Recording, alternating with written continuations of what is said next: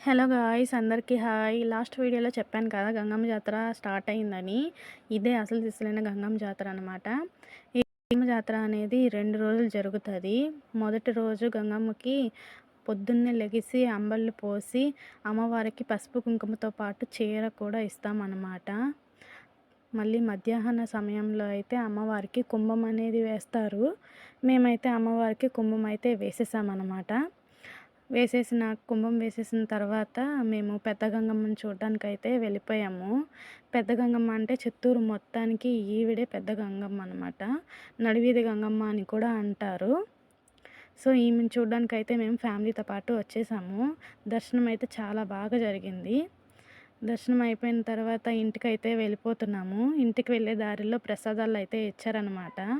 చూడండి, మా చెల్లి, మా నాన్న, మా అమ్మ అందరూ ఎలా తింటున్నారో ప్రసాదాలని. మా నాన్న